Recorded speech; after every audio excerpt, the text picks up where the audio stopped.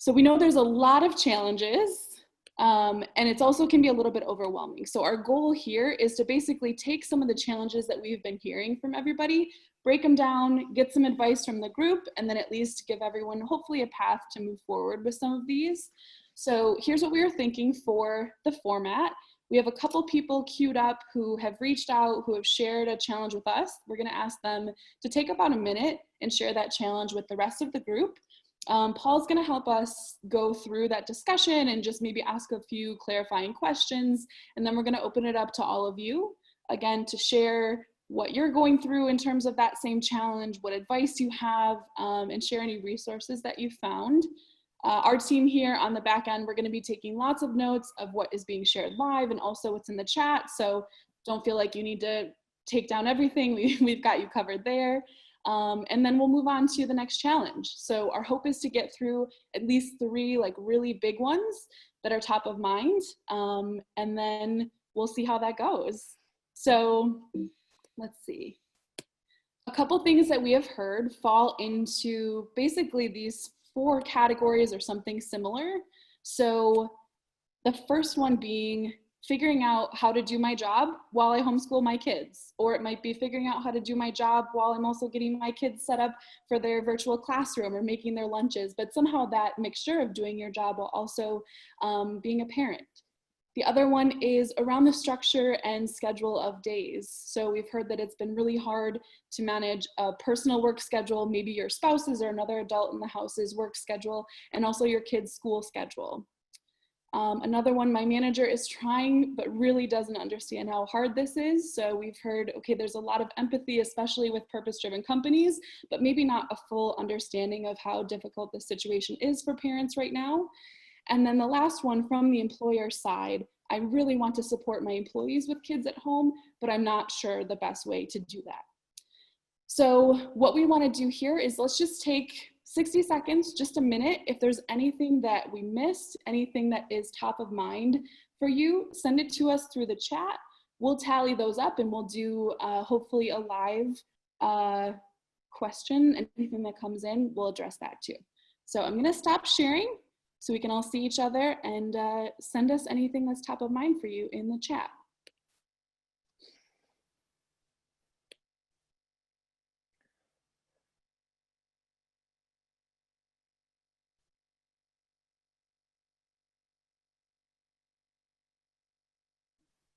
Cool, I see some typing hands. I appreciate that.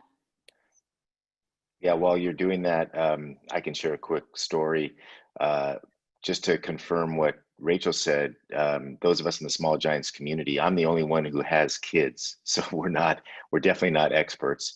And my kids are 18 and 14. So my daughter just started college today, actually, at UT in Austin. So she's off to school.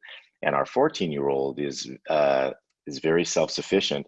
The challenge is that my wife has made the decision that he can't do his remote learning from his bedroom.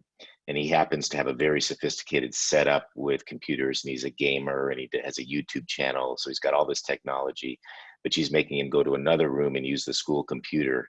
And he's really upset about that. So we have a history in our family when our kids don't get what they want, they put together PowerPoint presentations, So we've had PowerPoint presentations for hamsters and all sorts of stuff.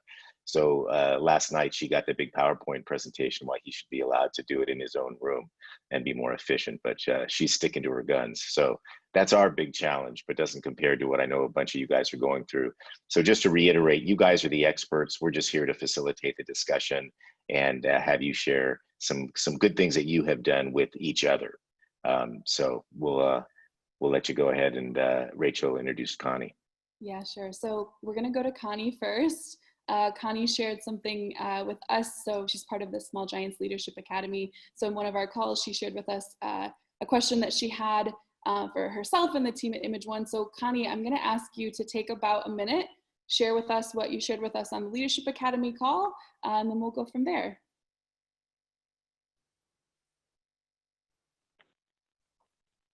Thank you. Perfect. Yeah, so I think probably like most of you, we have a variety of team member circumstances when it comes to home life and kids right now. And for the first time ever, we have team members that are trying to figure out how to balance working from home. Most of our staff is still working from home while assisting their children with the virtual school lessons, or maybe even caring for children that are younger than that. So our goal, with Image One is to find a way to make it easier for our team members to both serve their job responsibilities with high quality. The need for that isn't going away, but without having to sacrifice their family needs. So, our management team has been working on this, has been trying to brainstorm just within our little bubble what we can do, trying to think of creative scheduling. Is there any sort of emotional support tools we can offer? And we really just need the mind share of so many more people to find the right answer. So Connie, you talked about how you guys have met as a leadership team. What have you thought about so far? And we're already, 5 months into this, and I know the company is very employee focused, of course, and culture focused. So you've obviously had discussions about this. What have you guys come up with so far, or what other challenges have arisen? Well, I hope my team member, Emmy, doesn't mind if I call on her. I see she's on the call with me. I'm actually not on our management team, so I haven't been privy to the inside conversations, but I have heard, Image One has always been a fan of flexible scheduling. So I know that flexible scheduling is definitely on the list, and seeing what we can do with that to even further how helpful that may be to parents. But Emmy, would you mind sharing any other information? Be happy to. Hi, everyone. I'm Emmy Georgeson, and I work alongside Connie. And the first thing we've done actually is just try to gather information. So today is our last day. We did a survey, and we had each manager ask about 4 to 5 questions that some were tactical, some were more emotional, and they went to each team member. And so today they were due, and I'm sorry, I don't know the responses, but we're going to put them all together in a matrix. And as an organization, we're going to look at it, because what we did is we didn't assume that everyone had the same issues, but we didn't want to overlook any. So we're going to first is just capturing the needs. So that's the first step that we're going to do. And then we're going to take it from there. And yes, as Connie said, it might be flexible scheduling. But the first thing I'm just going to kick off with as a helpful note, and as a parent of 2, but they're grown. I have 2 children that are in their early 20s, so I'm not in your situation, but I do have a background in education. I'm a speech and language therapist by certification, and I love organizing. So this is kind of the perfect storm for me. And the only thing I want to tell you all is the first step is to let go of that this is going to be perfect, and to not think that your child's education has to happen between 8 and 3 every day. So you need to open your mind and think about how you can supplement your kids' education beyond that 3 o'clock time. And that might even mean weekends, evenings, and you need to think about activities you can do outside of the normal, like traditional workday. And that might just help relieve some of the stress as you're planning your days. Yeah, that's a really good one. What I like best that you said is to gather the information, because we make such assumptions, or we hear from a few people, and then personally we're overwhelmed, especially as leaders. And so to make sure you're getting feedback from everybody to understand and balance the scope of what the problem is, I think is a great place to start. So Rachel, let's hear from some other people that can maybe give some additional feedback to Connie. Yeah, absolutely. So I'm going to look for some raised hands, but we'd love to know if anyone else has any ideas to try and help. And feel free to also chat in. We can keep an eye there. I see Christina. Yeah, go ahead, Christina. Hi, thanks. I'm Christina Moore with Taylor English Duma in Atlanta, Georgia, and I have 4 kids. I have twin 5-year-olds, a 7-year-old, and an 8-year-old. Thankfully, for me, the 7 and 8-year-old went back in person about a week and a half ago, and it's going really well. And then the twins are going in person next week on Wednesday.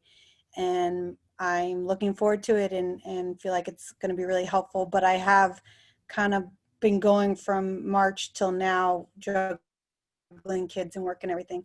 I have been not sweating school, you know, they're going to be okay. I'm glad they're back now, but at the end of last year, I wasn't sweating it.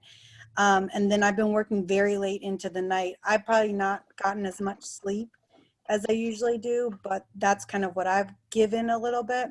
And then I've been adding the kids. I saw a comment question or a comment chat about personal care. I've been adding the kids to my workout routine. They're all on bikes now, so they're going on bike ride runs for me. That used to be my time. Now it's also my time with my kids, so I can continue with my personal care. And then one idea to kind of speak to what Connie shared and everything that I thought of that our firm is working on is kind of engaging a concierge service. Not necessarily that the firm is going to pay for it, but I'm finding that it's challenging. I've got the kids and work and cooking and self-care and then I got to run that errand to go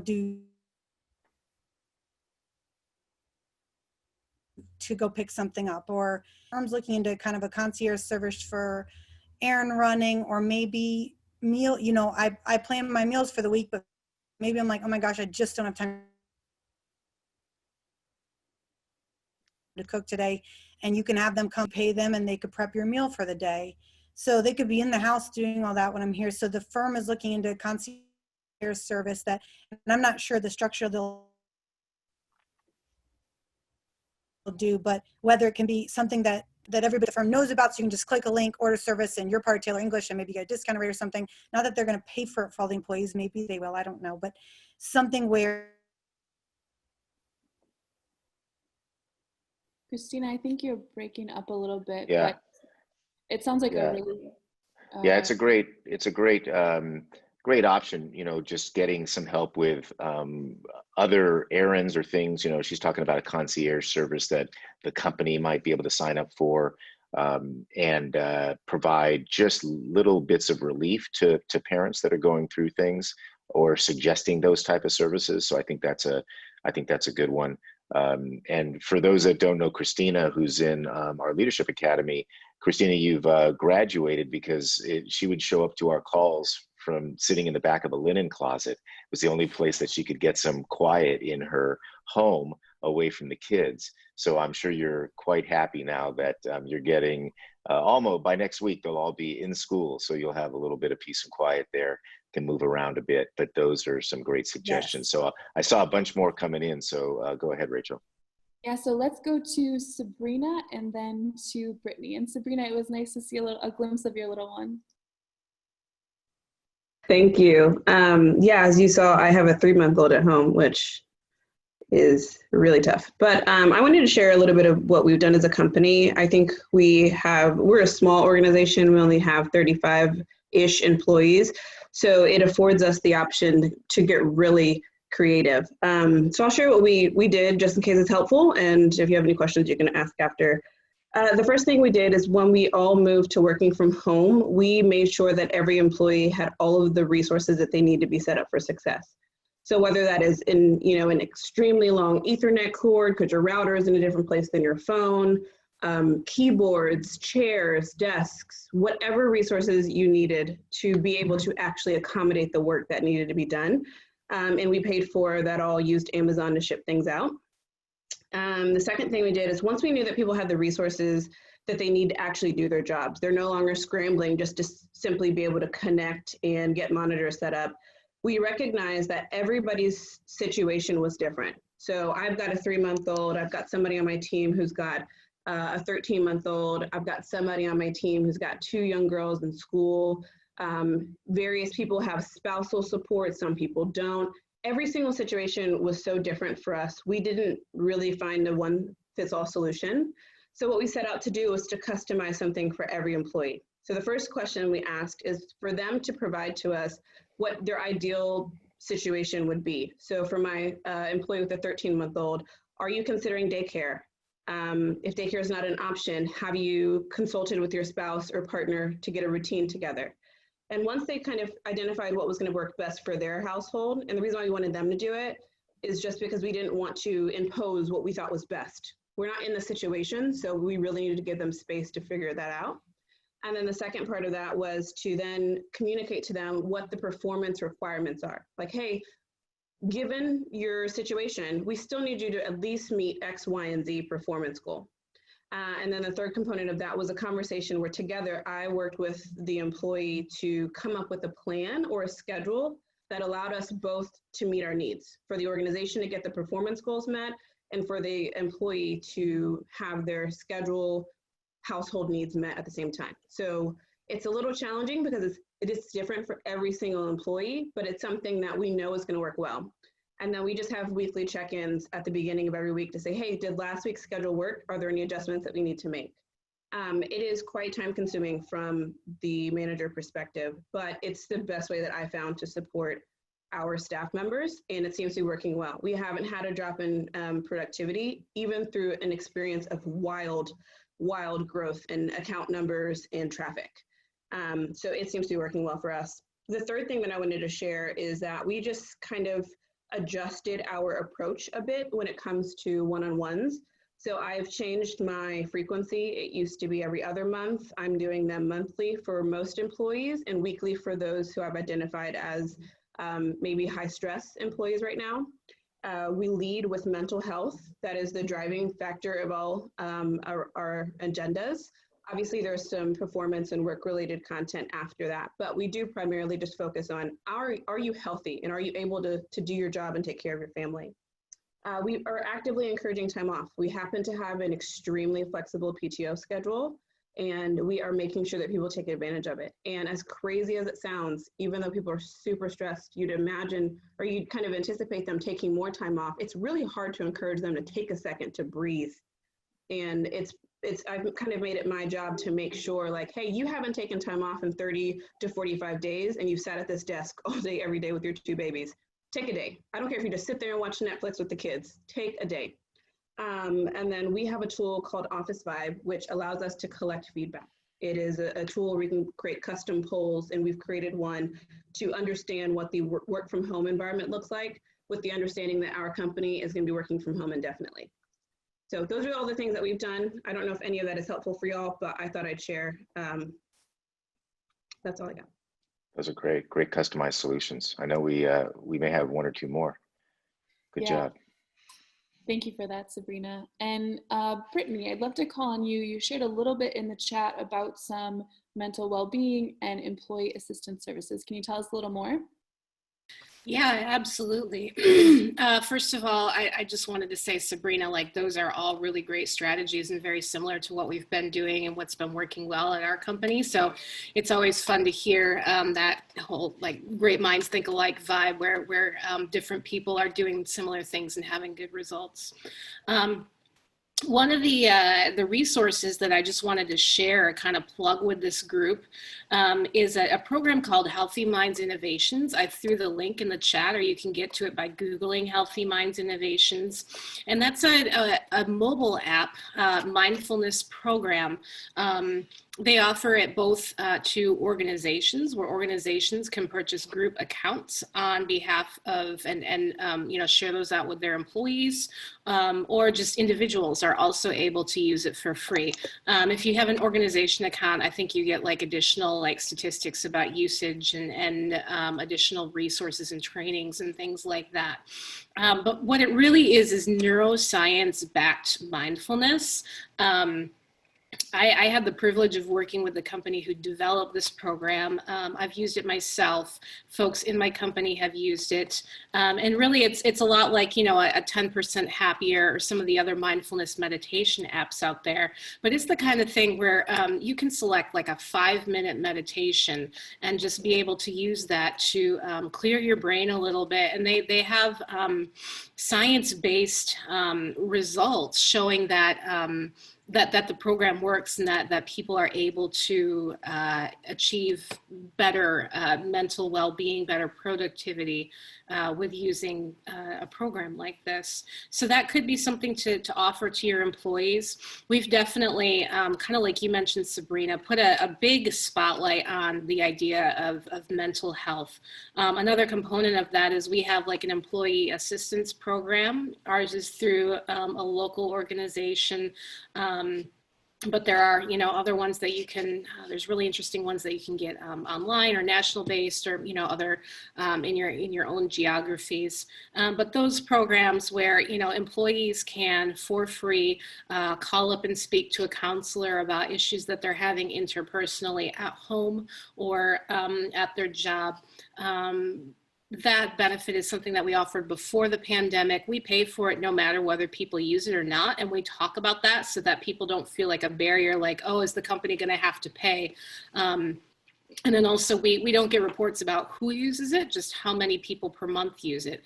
And that's been a really valuable tool just to provide those resources to folks. And then also we've sent out messages about like email messages, kind of diving into what does our health insurance offer in terms of, therapy or counseling services, what's covered, how to access that, and just to kind of remind people about that we care as a company and that the resources are available to them. And it can sometimes feel overwhelming for parents to if I have 5 minutes, like maybe I really do a mindfulness meditation, but the difference really does, it helps if you're able to get people into that mindset. And then really just offering a lot of flexibility and grace. I have a 2-year-old and a 1-year-old, and I was just floored by all the clients and the colleagues who were just so gracious, especially when I didn't have access to daycare and they were running around here and on my conference calls, and just remembering that we're all in this together and everybody's situation is different, and just celebrating those moments instead of feeling bad about them or feeling like you're doing a bad job at your job because you've got a kid on your Zoom call. That's important because we're all going through this together.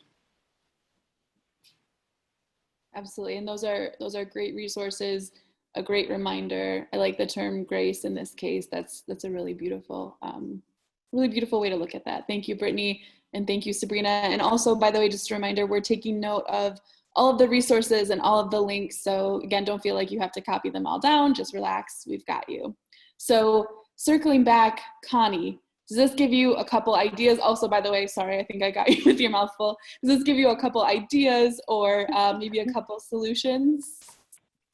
Yeah, definitely. I love the focus on mental health. And I think I'm just getting a general sense of showing support can go a long way in just reducing the stress and the pressure that I think parents are feeling right now to try to make it all happen. But definitely, this is great. I have a list. I'm looking forward to the resources and looking into those too.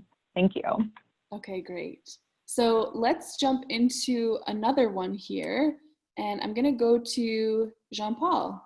Jean-Paul, why don't you kick us off? Tell us a little bit about your challenge, and we'll take it from there. Okay. So I guess my challenge, the one that I specifically mentioned, is around food, right? And just having to cook like twice as many meals. But in a sense, the challenge really is blurring of boundaries, right? So as somebody already mentioned, having to work at night and getting less sleep. I think for us, so we have a 4-year-old and a 6-year-old, and our challenge has been having them here 24/7 with access to the pantry and I literally had to put a lock on my fridge, because, at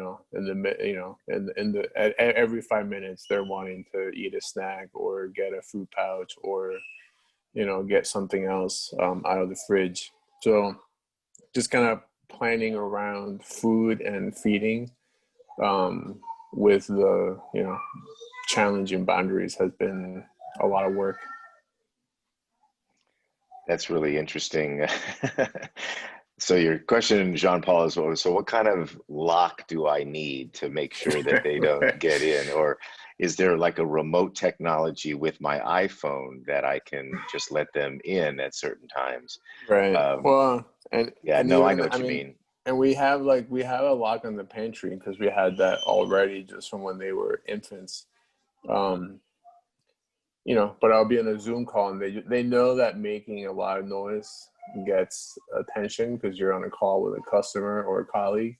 And so, you know, if it's not unlocked, they'll start, you know, just banging on it or Yeah. being super obnoxious. So Yeah, I realized that the kids are definitely fully in control at this moment.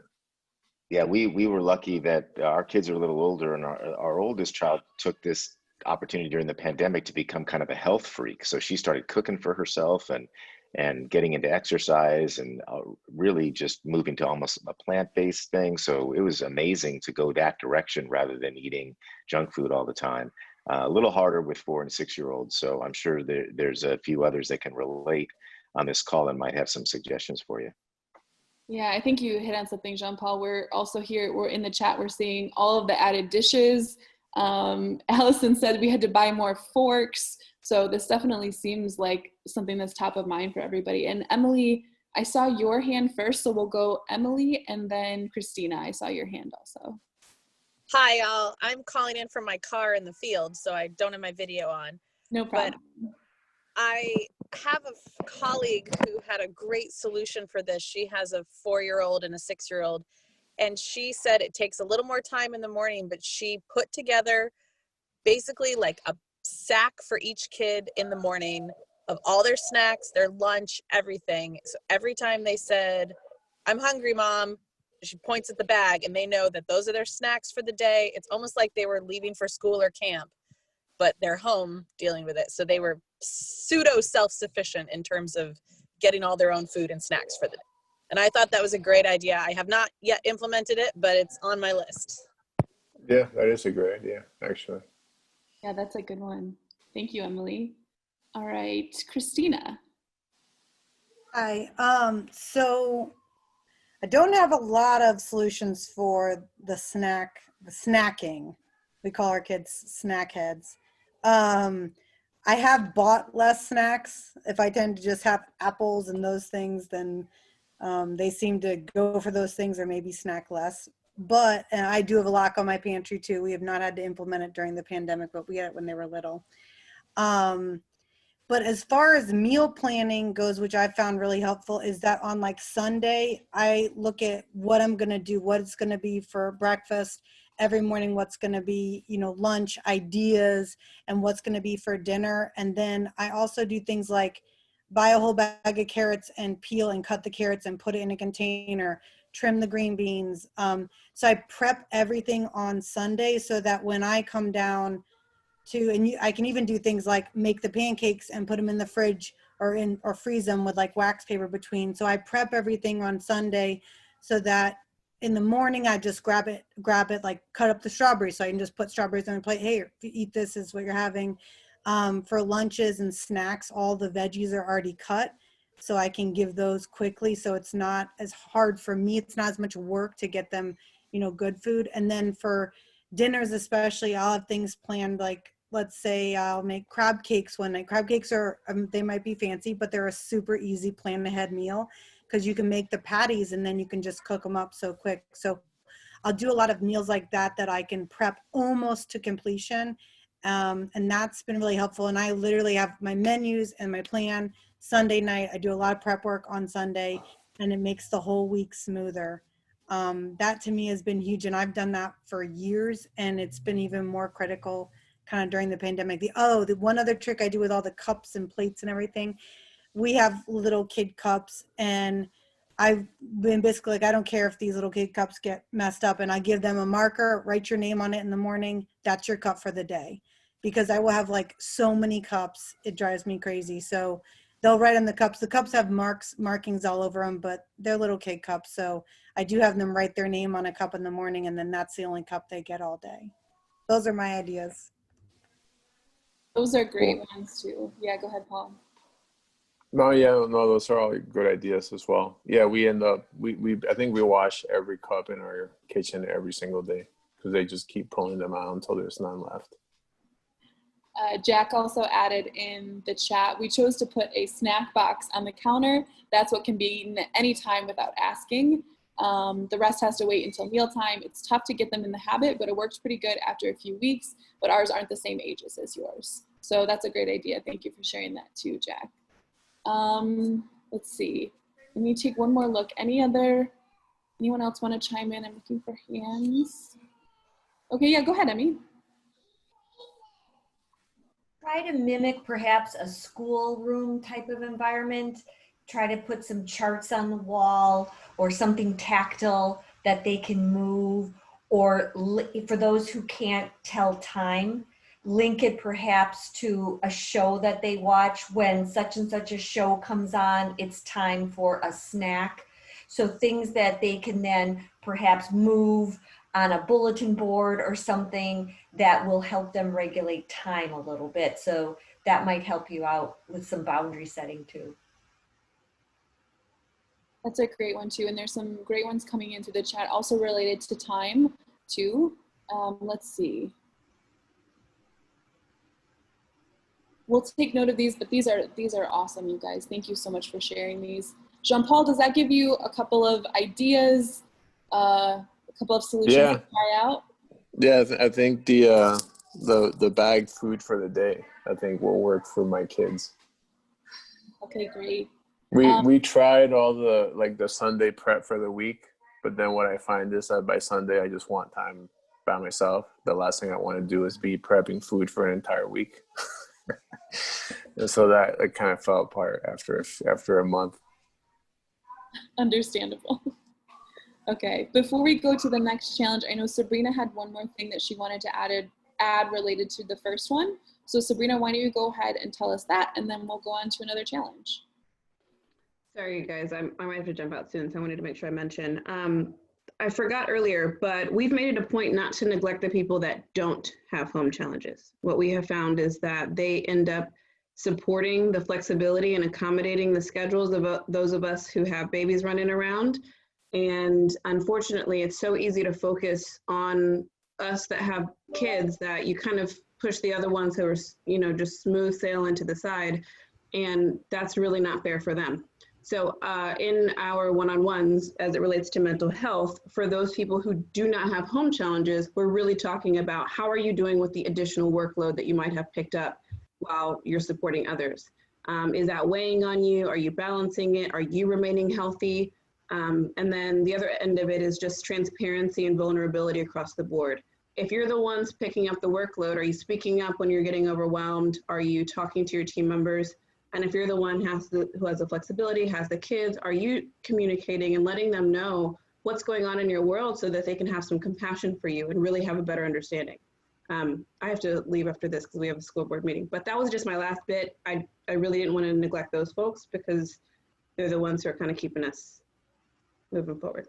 Great point. Great reminder. Thank you. Okay. Bye, guys. Thanks, Sabrina. I saw a hand from Brittany. There we go. Brittany, do you want to chime in? Sure.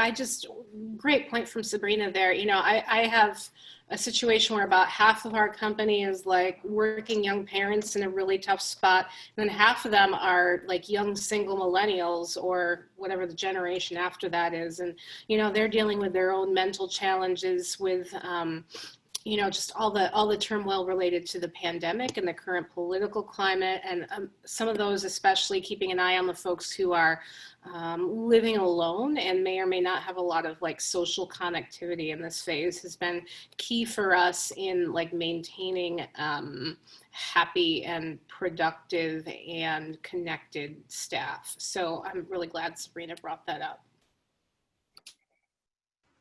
Yeah, great point there too. Thank you. Let's see. Okay, I think we're ready to move on to the next one for now. Julie from Fire Group, I'm going to ask you to share a little bit about your challenge. Hi, everyone. And Sabrina had fabulous ideas. I've already gathered several to try to implement at our group. I think our biggest challenge, we've been extremely flexible with everyone's schedule and having little ones at home. But it's really been a challenge for our employees that have the small children that aren't in daycare, and maybe a video meeting has been set up with clients, not necessarily internal video meetings. Those have gone well with having the small ones with us, but it's become somewhat of a challenge for not only the employee with the small children, but for their counterparts that are on the video meetings with them. And it's the challenge of how do we let them know it is okay if they can't be there. We can't control when a 15-month-old is going to have a temper tantrum. You just can't do that. You may plan for the best time to say, yep, 10:30 is great because that's their nap time, but you know what? Today, it's just not happening. So the challenge is trying to figure out, do we include one more person in that video meeting so that, you know, there's the flexibility that we don't lose continuity? How do we give them permission to say, it's a bad day and I need some help? Is this related to the giving the employee permission or communicating with a customer if they're doing it on an outside?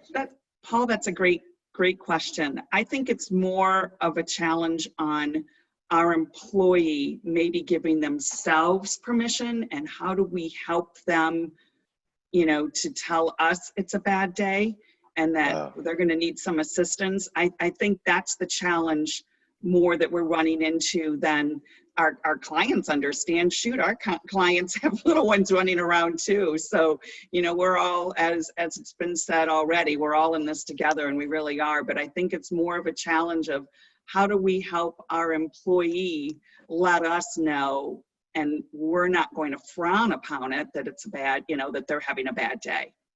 Okay, so they just feel almost guilty, but they feel a responsibility, an obligation to perform, to show up, to be there no matter what, even if it's inconvenient.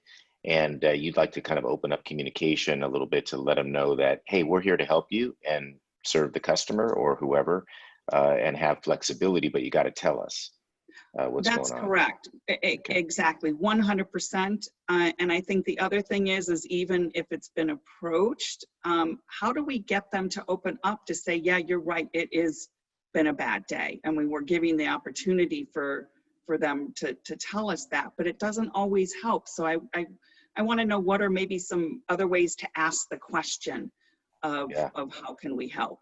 Yeah, it's great question. It's really about overall internal communication and opening up dialogue. So who's got some good comments? I'll kick it off with one just here in the chat. This is from Allison from Evergreen. Allison said, I think openly talking about it as a company, about giving grace, and keep talking about it. I also saw a bunch of nodding heads when you were saying you can't control when a 15-month-old has a temper tantrum. Some smiles and some nodding heads there too. Anyone else have something to add that might help? Julie, might help on the internal communication part here?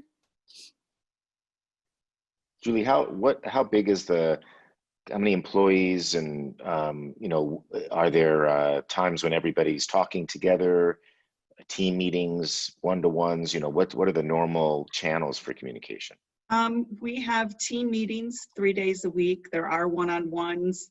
I'm, you know, listening to everyone today. I think maybe the ones that have the little ones, I think having one-on-ones more with them to make sure that we're tuned in, even though we're tuned into the challenges, but maybe try to tune in from their side as well to see how we can help.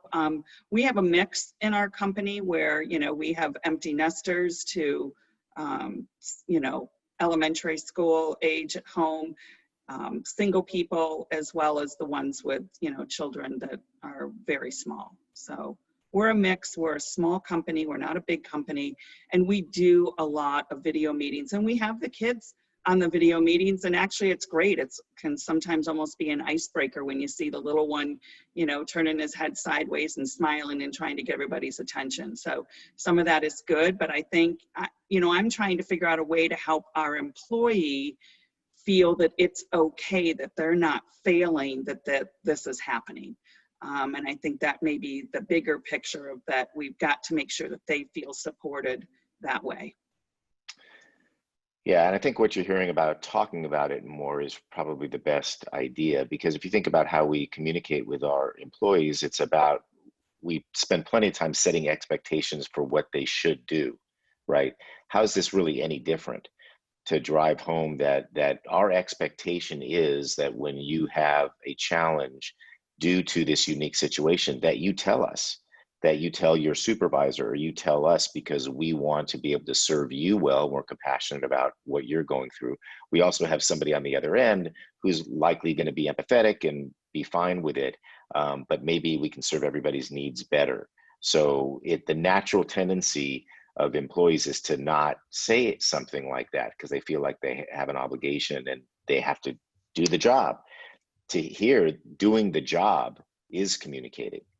And I think just being very clear from sort of top down and repeating that message might get you, and maybe sharing some stories with others where someone did that. You know, someone spoke up, knew they weren't having a good day. You know, Janie came in and was able, we had enough time to bring somebody in to take that call and give them kudos for doing what you had hoped that they would do. Might be an example for others.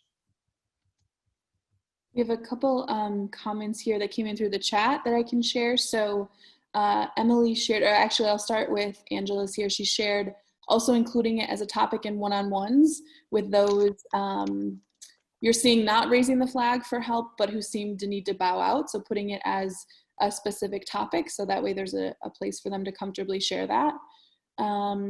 Emily shared 4 meetings with the employee with small children, if they'll be presenting to a client or leading the meeting, perhaps a prep call in advance of the meeting with one person who could take over if for some reason they have to drop out at the last minute. Jason shared a word of caution. He said, make sure that your check-ins aren't just one more meeting that they have to work into their day. And I see some nodding heads with that one too. So great suggestion, or a word of caution, Jason. Let's see. I think here, Julie, does that give you a couple of ideas or steps, a couple of things to try moving forward? Absolutely. Thank you very much, everyone. Okay, good. Any last thoughts on that part? Okay, great. So we have another one. Angela, I'm going to come to you for something that you sent at the beginning during the chat. We thought it was really good and we'd love to hear a little bit more. So can you tell us? Yeah, hi everyone. I'm Angela Barbash with Revalue in Ypsilanti, Michigan, and I'm new to the Small Giants community, so this is my first time showing up to an event, so thank you. The question that I put in the chat box was around reduced hours and how many executives or managers, maybe high-level managers, are making the choice to step down their hours to accommodate the home situation. I've got a 5-year-old and my husband is working from home full-time also. And I've got maybe a bit more flexibility as a CEO than he does. And so I'm myself and another executive who is in a similar situation are talking about stepping down our hours to maybe 30, 35 and just accepting that that may impact the growth of the firm, but that's okay in a holistic sense, because this is what we need to do right now to make sure that the rails don't come off the home life. So I'm wondering how many other leaders are having conversations like that and making that choice, and if you've got any words of wisdom as we're contemplating that for ourselves. Thanks. And Angela, is that just for executives, or are you talking also about whether leaders have had any flexibility for employees that may request or need reduced hours? So I think in our case, it's for executives. It's the executives on our team that have the young children, and the rest of our staff actually don't. But I would be curious to hear if the same conversation is happening for employees as well, because it could happen that we pick up an employee who does have a young child, and then we'll be in a similar situation to say, do we, essentially keep payroll the same, not reduce their salary, but allow them to reduce their hours. Mm-hmm. And I'd like to just add a piece to that, which is if there's companies out there, any of you have had that sort of flexibility of reducing hours, has that presented any challenges to you in terms of overall productivity, where you felt like, boy, we're really being compassionate here, and empathetic with our team and offering flexibility, but it's actually hurting our productivity. How do we balance that? So great question, Angela. We'll kick it off. Jean-Paul, I saw your hand, so why don't we go to you? Yeah, so I guess I've had to deal with this both as a manager, as an executive. As a manager, I mean, I've had a lot of hourly employees that have kids at home that have voluntarily asked to reduce their hours, and so we've been, very accommodating on that front. Understanding that for them, that's a reduction in income, so it's not a decision that they're making lightly. And for them, we've also, made sure that they understand that, I really just care about getting the work done. And if they have to do it at off hours, because during the day they have to take care of their kids, I'm willing to work with them on that as well. I think for me personally, as a COO of the company, I'm definitely working less hours than I was before, but part of that is that there's also in offices, there's a lot of what I would consider to be inefficient and wasted time that you just don't have when you're working from home. So I feel like I've been able to get the same amount, maybe even more work done working only like 6 hours a week than I did when I was having to go to the office and, got pulled into chit chat every 30 minutes. Did you say 6 hours a week? I mean, 6 hours a day. Sorry. Yes, I wish wow, that's a great schedule. Yeah. Okay. Yeah, we were all pretty impressed there, Jean-Paul. But thank you for sharing. That's a great point. Brittany shared here via the chat, be thoughtful about whether or not video is necessary for certain meetings. We've started doing our executive one-on-one calls on the phone instead, which allows us to go for a walk or load the dishwasher or fold laundry while we sync up. Sometimes you need to be near the computer or have visual cues, but sometimes you don't. That's a good reminder too. I think we've all maybe felt a little bit of Zoom fatigue. Sorry, we did want to see your faces, but that's a great reminder too. Okay, anyone else on this topic? Any other thoughts for Angela or responses to what Paul was asking about the productivity side? Okay, Angela, does that help? Yeah, it does. I love the idea of being more intentional about doing phone calls to link up with other team members when we just need to take 15 minutes to get on the same page about something, and doing that while I'm doing something else. So I appreciate that.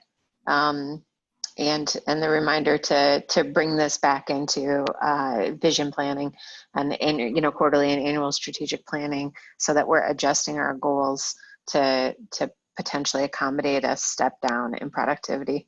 So thank you very much. Okay, great. Thank you for posing that question. And next we're going to go to John Dwoskins. Good to see you, John. Oh, go ahead. I'm going to unmute you. There you go. Yeah. Hey, Rachel, how are you? Good. Good to see you. Good to see you too. I just have a quick comment. I've been working with a lot of companies these last 5 or so months. I'm a business coach on updating their 3-year vision. And I apologize. I came late. I'm leaving early, but I see a lot of companies who are, a lot of times talking about, a piece here and a piece here and how this person can do it versus updating their 3-year vision as of today, reverse engineering kind of the new standards, the new protocol, what's accepted, what's not accepted, flexibility, flex time, remote vision, right, of what that looks like. So people can actually define it as a company and not just individually. I think that's going to get people in a lot of trouble when one person's doing it one way, one person's doing it another way. I mean, people have custom situations with kids at home. I have kids at home. I get that. But I think it's important to kind of update the vision so people don't feel like they're the exception to the rule and because it will come back to bite them personally, that they, that person got to do this and da-da-da-da-da. So just kind of companies getting in alignment with their 3-year vision, their values, and what flexibility means, so people can actually define it so they still feel like they're coming to work, doing a great job, being part of the collective, and it anchors into the bigger picture of things and gets people through these times. So I know I've just heard a lot of people say, I'm the CEO, I'm the COO, I'm the, this. It's the responsibility of that leadership group, in my opinion, to really redefine the foundation of what work looks like. So there aren't so many, because I hear all the questions that are coming up, and those are questions I hear in every company. And we're 5-6 months into this. We're going to be into it probably for another 12.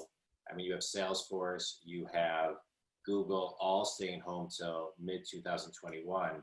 So companies really need to do an offsite, define all of these things, and make it a living document, so people just have a place for clarity. I think without clarity and accountability and definition, people just feel too loose.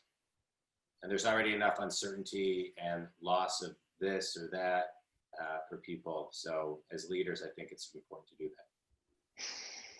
Yeah, I think that's a really good point, John, because we're kind of grasping at straws sometimes and emotions, trying to figure out what to do in the moment for this person or ourselves. And things in some cases have and will change permanently. So it's a great idea to balance that with some planning and to restructure. We even look at those values, look at our plans, look at how we work, and define those going forward, which is a very strong message to our teams about how important this is to them, because they see how we're prioritizing this in a more global way. I mean, it's a really good point. Well, one quick comment on that, Paul, is pre-COVID stats and studies showed that 85% of all jobs that exist in the year 2030 do not exist today. Another stat is that 75% of the global workforce by 2025 will be millennials. And that doesn't even include the Gen Zs. And that's the generation that was pushing remote working, flexibility, flex time, work from home, et cetera. And so COVID just accelerated all of that, many other things, but accelerated all of that by 10 years. And so, like you said, there's a lot of things that we're not going backwards. We're only, this is created even after post-vaccine, in my opinion, for what it's worth, a change that will change many factors on so many different levels. So we have to be innovative and proactive versus reactive, and then you get lost in the dark. Mm-hmm. That's a great perspective. Thank you, John. Let's see, we have just a few minutes here. Any final thoughts or questions anyone wants to pose before we wrap up for today? Yeah, go ahead, Jason.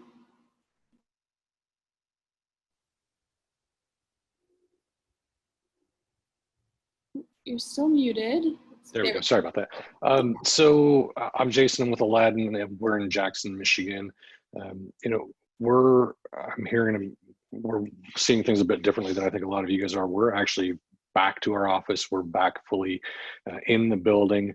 I'm still obviously working through social distancing, still masking up in the office all day, still trying to take precautions. But as we now are in a spot where several of us have children getting back to school for whatever that looks like for them, myself included, I've got a son just starting middle school this year.